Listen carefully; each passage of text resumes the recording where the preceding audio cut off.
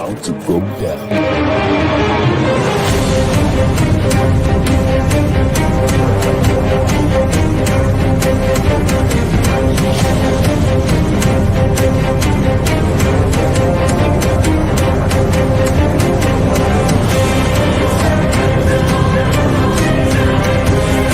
It's lovely pass, and here he turns cleverly. Can he find a finish? Oh, he can! Skill by Joshua, and a return right hand. Good counter right. Bullet is hurt. Second right hand. That clipped him as well. Now he goes in for the kill. Well, Ricciardo is inching into the lead, and Ricciardo that win the Italian Grand Prix! Iguodala running the floor.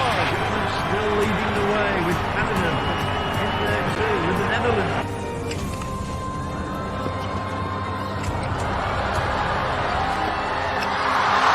And Musa makes it 4 goals in 2 World Cup matches. The Monaco Grand Prix! Ricciardo triumphant in Monza. Through Bowden Barrett and an early touch and an excellent. Sports Orbit. We make the world go round. Hello, viewers out there. And of course, the issue in the Nigerian basketball matters are yet to die down as the federal government, after initially suspending Nigeria from all international basketball activities, have now replaced the initial factions who were bickering with an interim management committee who oversee the activities of the Basketball Federation for now. Well, that's why I welcome you to today's episode of Sports Orbit. My name is Afa Achu. Salifu Usman is right here with me. Salifu, welcome to Sports Orbit once again. Thank you, Afa. It's always nice to be back again.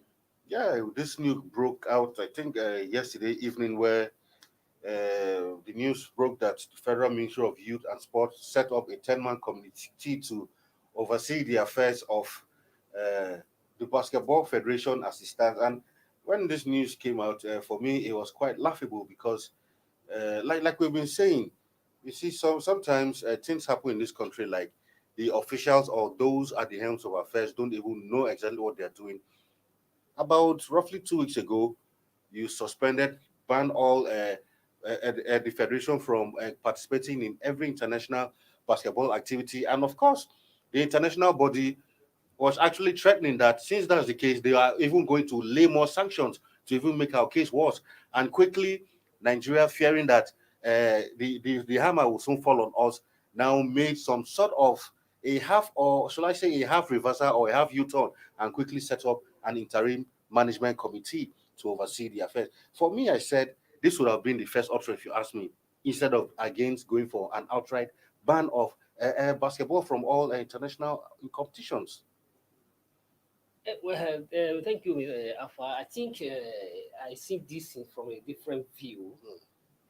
And from our understanding, remember when the federal government announced the suspensions of the Nigerian basketball team from all international competitions, they made the promise that they're going to be an interim management committee. This interim management committee to run the basketball league within the local league. It has nothing to do with international competitions. Yeah. Those basketball leagues, those interim management committee, by their terms of reference, is to draw a program on how to revive domestically and grow the basketball within the country within this period. And after we have developed, then we now have to think, and all vis-a-vis all the issues around the basketball must have died down. We now think of how that to go for international. Yes, just like I agree with you, just like you say, and just like FIFA has made their threat that yes, that the 2 years ban will not suffer a problem, that we are going to suffer more, probably suffer another slam another 2 years back on us. But all these things, in my personal view, and I without no apologies to anybody, I don't think going for 4 years ban, we have nothing to regret. God, the gladiators, those individuals who were fighting all this while, if they sincerely mean well for the basketball, we would have been where we are today if they have listened to the voice of reason. But they failed to listen to the voice of reason for their personal issues. But remember, the primary objective of the basketball federation is to develop the game. Open opportunities for more inclusive participation, create opportunity for more inclusive participation, aid individuals and create an environment and a level environment that to make individual participants to grow up in the game. But while me and you were here in the last 4 years, there's opportunities for more people to participate. How they were close. We're close. But so the interim management committee, government is not from our understanding from that, they're not trying to set up another parallel group to run the I court. understand. It's just to we think okay now we should suspend and they have the plan. They are not saying we are going to enforce that to develop the grassroots basketball. So who are those going to be responsible to develop this basketball? That's what is a government committee. Okay, this committee draw a program on how we can develop within our basketball within the country. But for me, like you said, I have quite a slightly different view also, because if you're saying, okay, you ban international competitions, then you want to develop grassroots. The aim of developing even your local talents at the end of the day is so that they represent you at the international level. So while you're developing at the local level, so it means the international ones who have gotten that level should suffer. Yeah, Not because you look at, for me especially, even the other day the Tigers came out to complaining bitterly, because for me I see no reason why a team has already qualified for an international competition and now you're saying they can't participate. And if you ask me, these players have no hand in the crisis involving. For me, I think maybe you would have even banned or suspended the activity. Maybe you would have suspended those factions, allow them to just suspend their activities, then put this interim board to oversee the game. Yeah, from our side, look, Yeah. if I was what I was to say, if government don't have that power based on international body rule to suspend NBBL faction president, if government have taken that decision, FIBA will call it interference, and then now slam that ban on Nigeria. So that's what government see. Okay, if we ban, we suspend this faction to suspend this faction. Government, FIBA will call it interference and ban Nigeria from participating in that competition. Then in that case, let's ban ourselves so that we'll take care of our affair. That's why government has to come first, withdraw from international competition. Now we can now at liberty to take a decision on how to revive our game. But at the same And time, at the same time, let me come in the area of international competition. Those have to go to the international level. How should they just hold on and wait? No. Okay, for us, if you watch it vividly, yes, Nigerians, international, everybody is trying to give Nigeria accolades that we have done well international basketball. We are growing basketball. We are number one in Africa. We are this both female and female. We are number one in Africa. Yes, we are number one in Africa, both female and female. But how did it break you down? What is the effect of that being number one in Nigeria?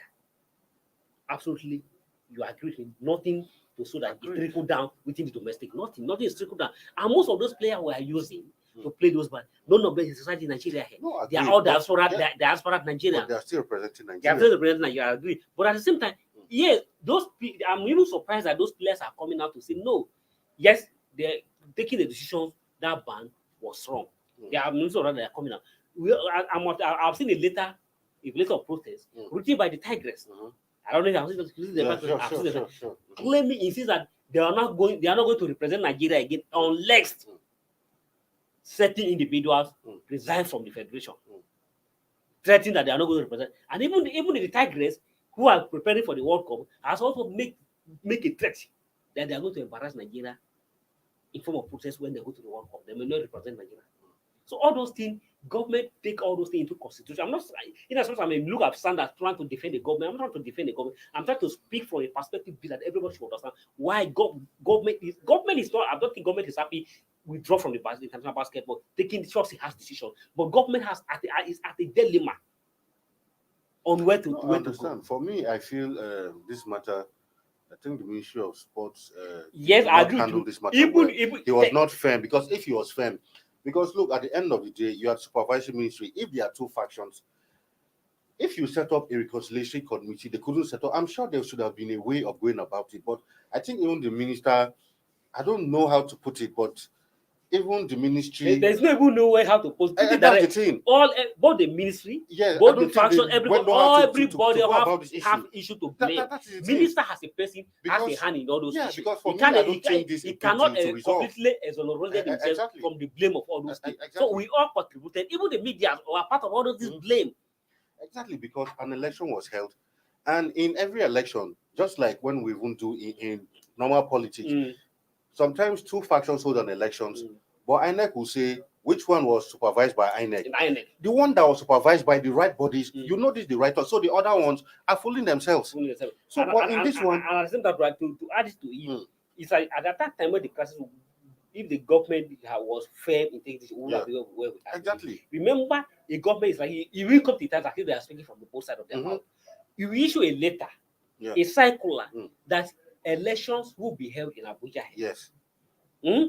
That circular is still in the public domain. Everybody here. You didn't issue any counter circular. Yes. And elections held here. An election held here, and another one held here somewhere. Yes. And you think there was a two election. That's what we're saying. So all you know is, it's just like INEC will say, all we know is we recognize this faction, the rest one, and that's the end of the matter. Except INEC will stand firm, except court decide otherwise. Exactly. So in this case, the ministry would have said, okay, this is the one we recognize, so and so led body. The rest, if you're not satisfied, go to court. Then when you go to court, court will say, okay, so and so people supervise this election. So well, let's move on from there. We have spent almost half an hour to talk about this issue. Anyway, it's a contentious issue. We'll go for a short break, and when we come back, Sport Orbit continues. Don't go nowhere.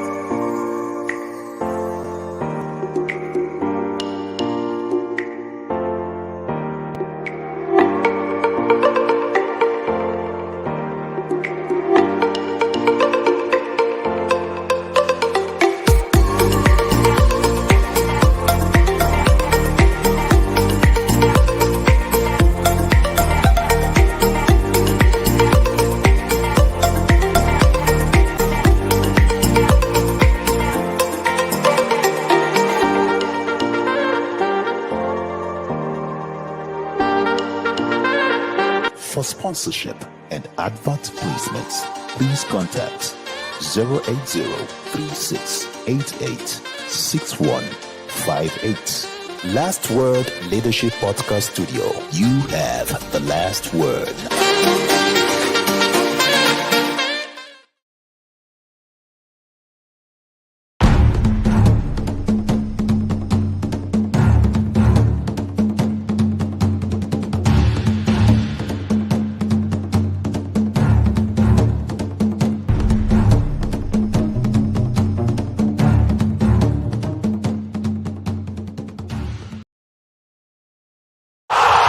Sports Orbit.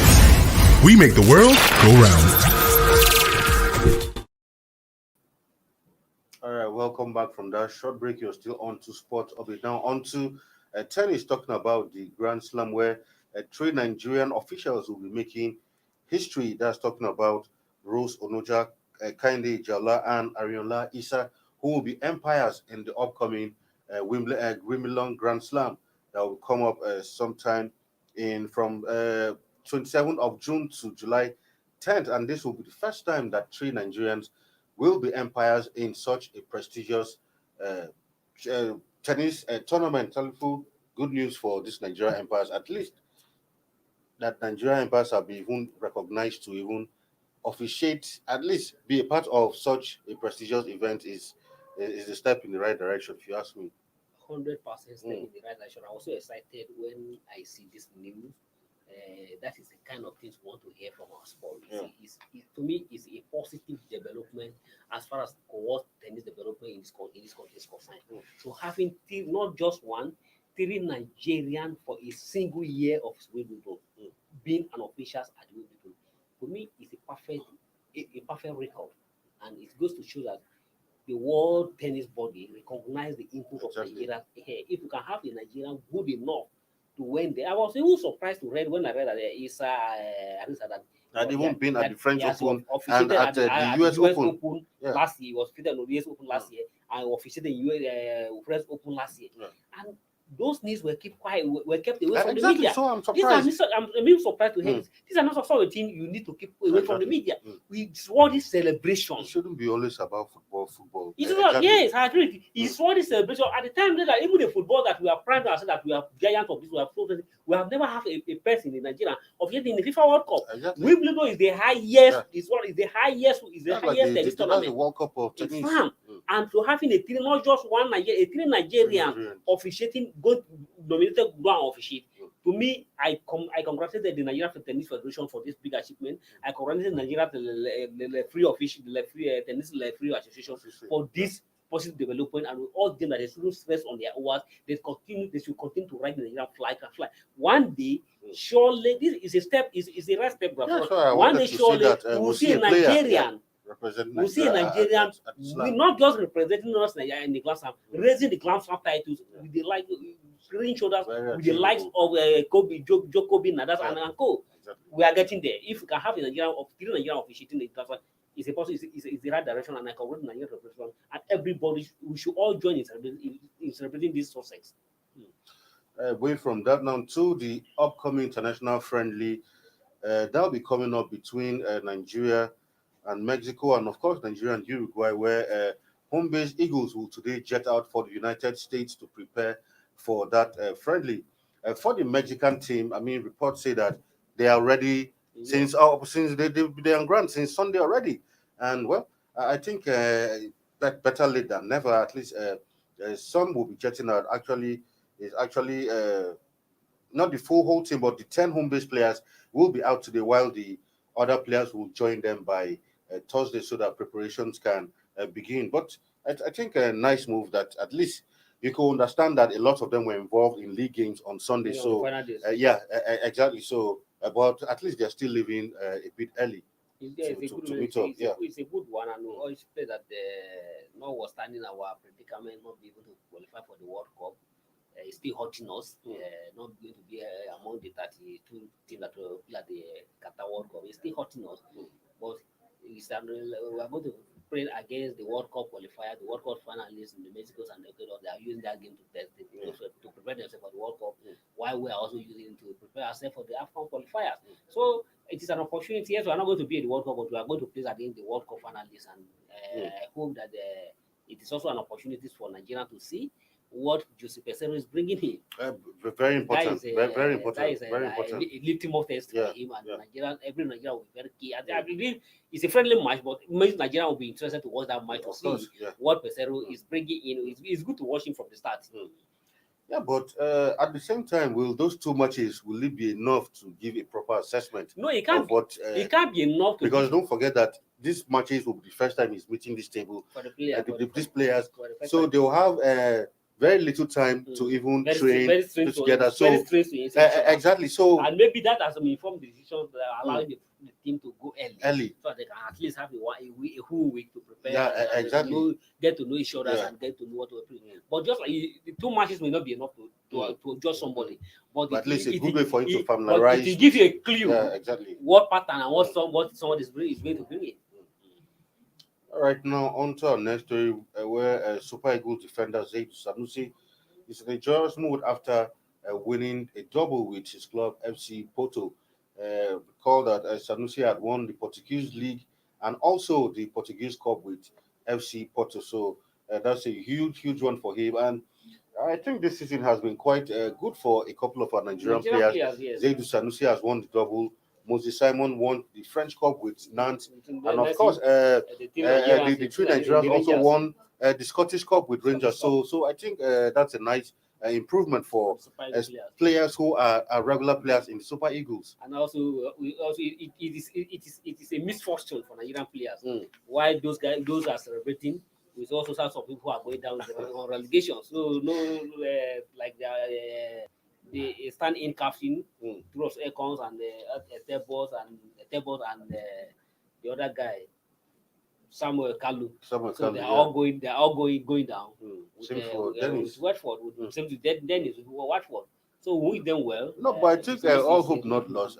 For some of those players, I'm sure, because like for someone like Dennis, of course, in transfer news, some Premier clubs are already for a player like Dennis.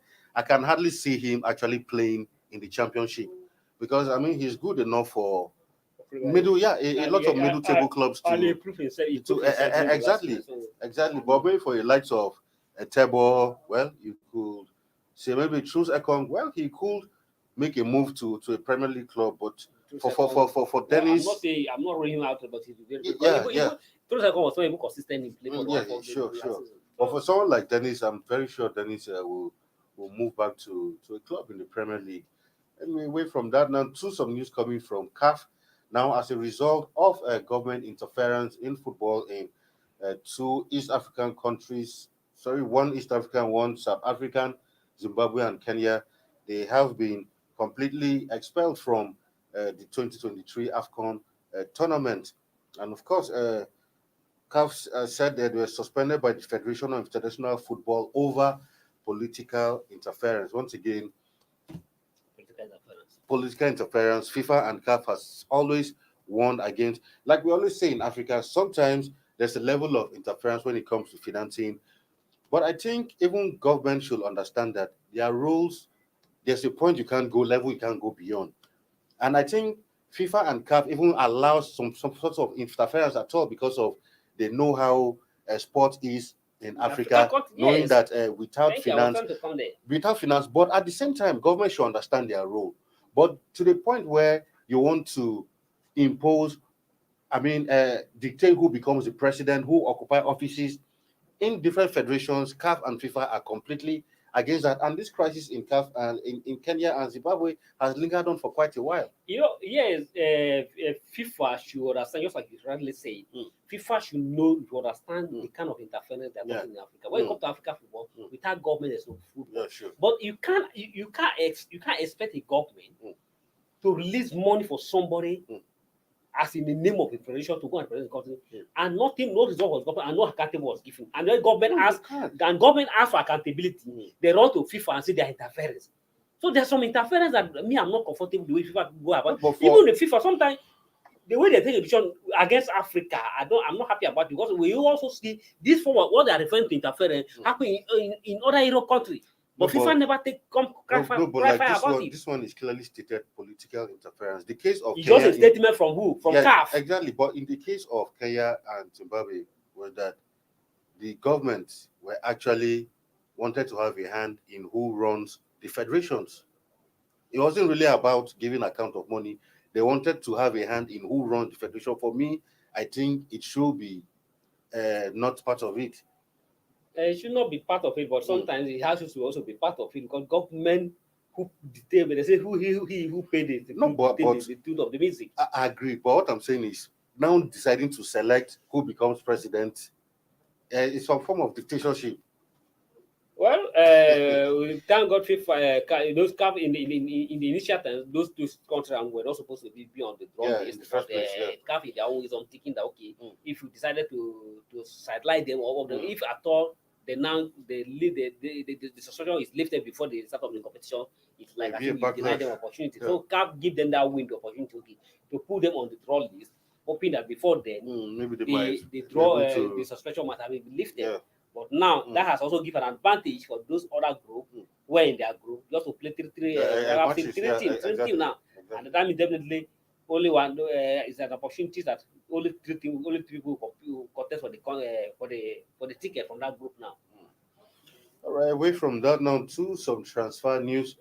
We're talking about French star Kylian Mbappe. Recall that almost throughout the whole of last season, there was rumors about him wanting to force a move to Madrid, and those rumors were on all through season. And finally, after much back and forth between PSG and Madrid, recall that even ahead of the January transfer window, it was even reported that he had even signed a pre-contract agreement with Real Madrid. But all of that has come to naught as he has further extended his contract with PSG, signing a 3-year contract with his current club, PSG. And some details of that contract were made available during the weekend, and like we were saying before we got in, before the program began, this contract sounded very, very outrageous to me. Some clauses in that contract simply is something you couldn't have imagined many years ago, to give a player so much powers just because you want him to extend a contract with the club. For me,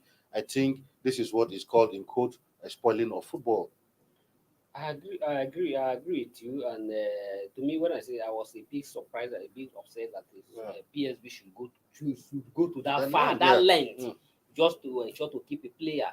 You don't just because of your selfish interest, because of your personal what you want to keep a player, to abuse the beautiful game of football, that has been joys to millions of people around the globe.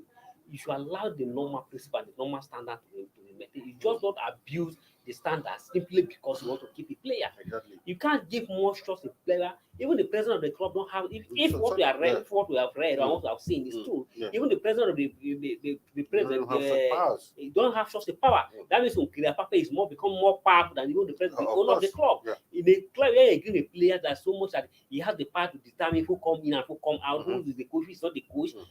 To me, absolutely, that is so absurd. To give trust to players who does and more, and does he even really deserve such power? Exactly. And I believe that this may even weigh him down.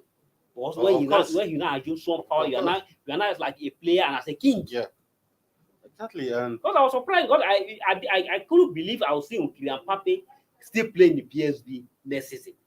But for him, all of to turn around, it shows that he did not die just asking for so much part to be given to him, and he now decided to stay with the PSV. I was expecting him to, and I was one of the even those who admire his game, his style of playing, to move to another club. Exactly. So he still have a young age. He still have age by his side. It would have been better for him. The dream of every player is to play in La Liga, to play for Barcelona, play for Real Madrid. And if you have given such opportunity, I was expecting to go to Real Madrid. But for him, he now feel being selfish to because I've given so much power and decided to stay.